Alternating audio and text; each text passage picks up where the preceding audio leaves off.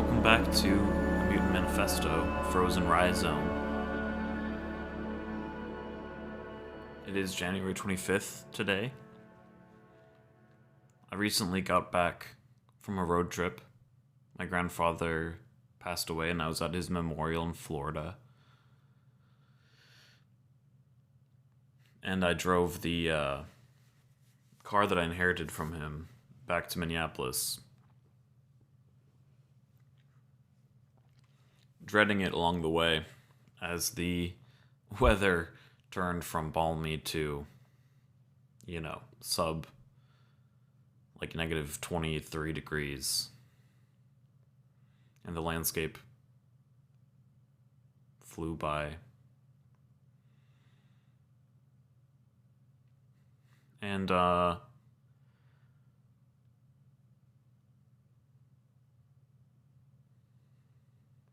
then the next day after I got back, Alex Pretti was murdered by ICE in the second public execution they've completed here in Minneapolis, the third shooting. And part of what's so crazy about this occupation is how, part of what's so surreal about it is how symbolic it all really feels of a battle between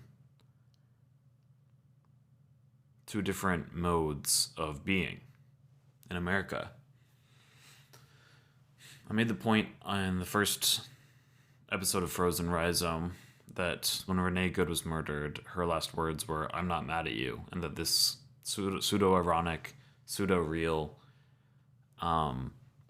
response or comment was a version of an extension of care to the officer that shot her.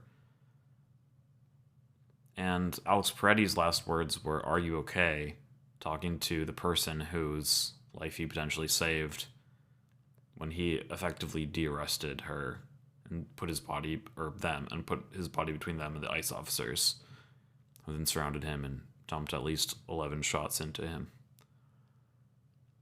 while he was unarmed. And so I think that there is something very symbolic about this moment as well. I feel like there's two basic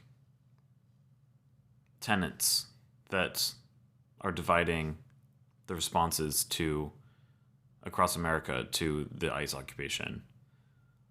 There's two kind of basic tenets that are kind of up for interpretation in the American psyche, the American public.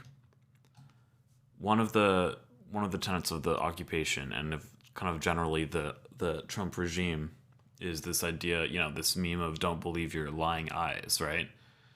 Like, whatever you can see clearly with multiple angles for both of these murders, exactly what happened and who was escalating and who wasn't, who was a threat and who wasn't. And yet, a good portion of the country will tell you that the victims themselves were the terrorists and were the violent criminals. But I think that there's there's one part of this regime that is effectively bifurcating reality and basic observational clarity to the, there's also the point that this is all kind of an obfuscation of Trump's pedophilia and association with Epstein that his base was so riled up about. So in one hand, it's ended now. They're effectively just kind of completely dropping the ball on that and just getting riled up by this instead. So in that way, it's an operation of, it's like truly is. I know it's a way overwrought thing, but it's the meme that conservatives have said as well about 1984, you can't think for yourself, where people are just fully becoming automatons to the point where their basic understanding of reality in front of them is effectively reinterpreted and instated in whatever terms the regime dictates.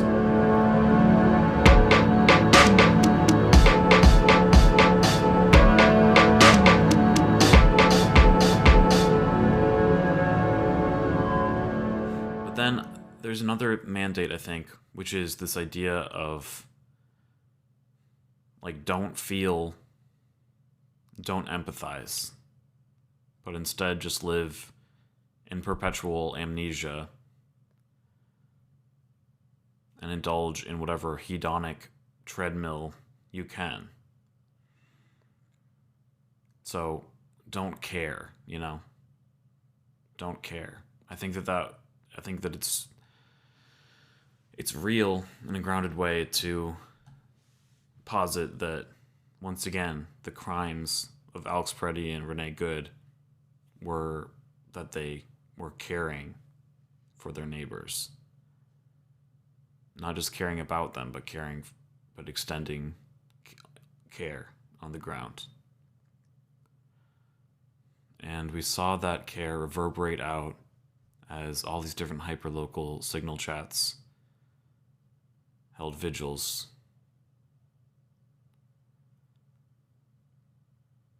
And his murder came after Minneapolis came together in negative 23-degree weather to protest peacefully to resist the occupation.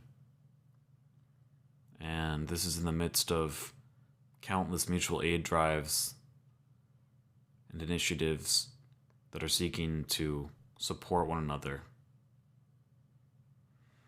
And I think that if we have, this is a more and more ripe opportunity for revolution by the day.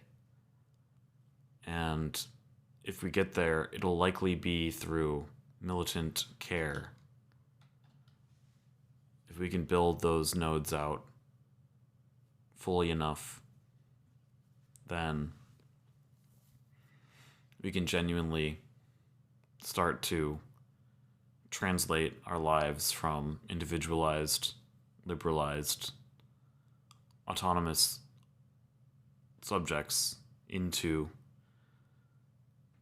mutually connected, fibrous, rooted mutualism.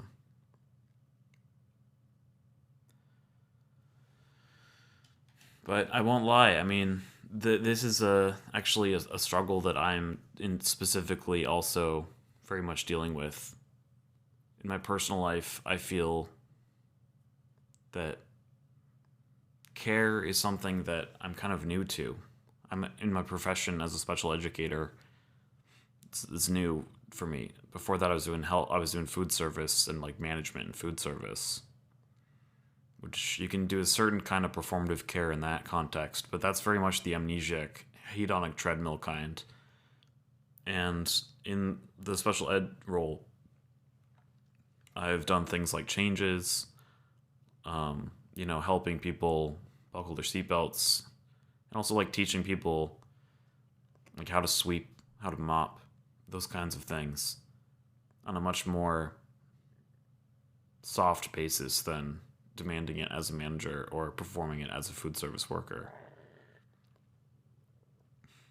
And it's had me really think about Julia Kristeva has this book called Powers of Horror and the Abject. It's called like Abjection, Powers of Horror. And she talks about the abject as this moment when the child separates from the mother, or the child realizes that they are separate from their mother. And she identifies it in these moments of liminality when something becomes no longer you, no longer quite your body. Like, when you trim your nails, clip your hair, when the milk leaves your breast into the child's mouth, any other kind of bodily discharge is a site of the abject. And I think care surrounds the abject. It kind of softens this liminal threshold, But then there's another form of existence that tries to deny the abject and live an anesthetized, amnesiac, childlike existence that never separates from the kind of nanny-like service economy that surrounds them.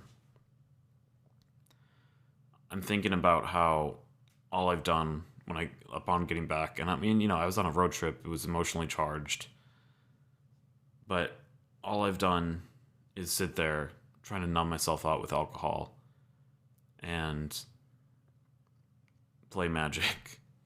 And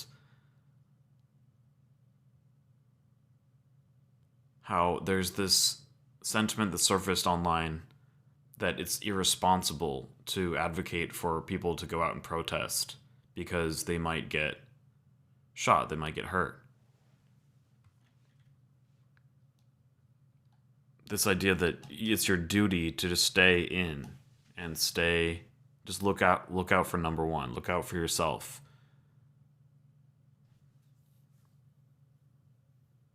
I do think it's really important I think that I'm glad that I'm taking time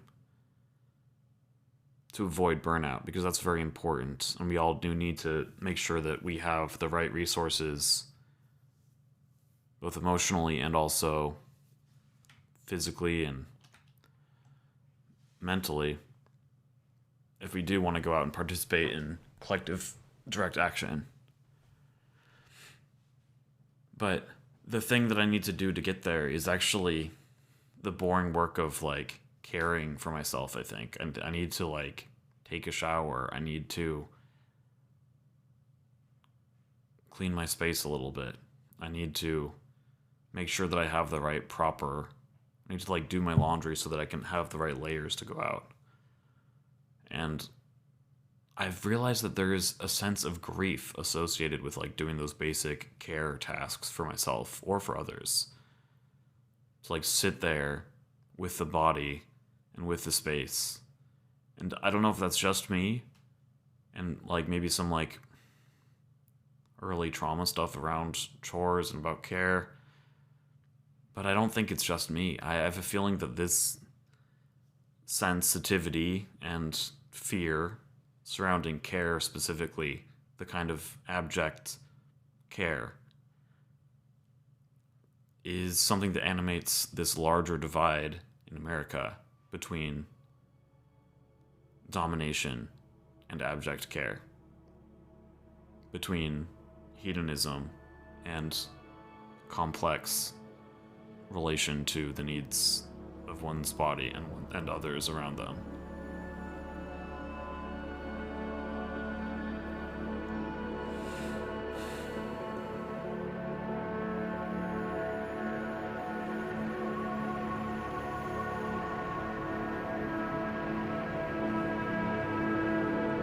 Does that make sense? Is that a good enough little mini journal entry here? Thank you for listening.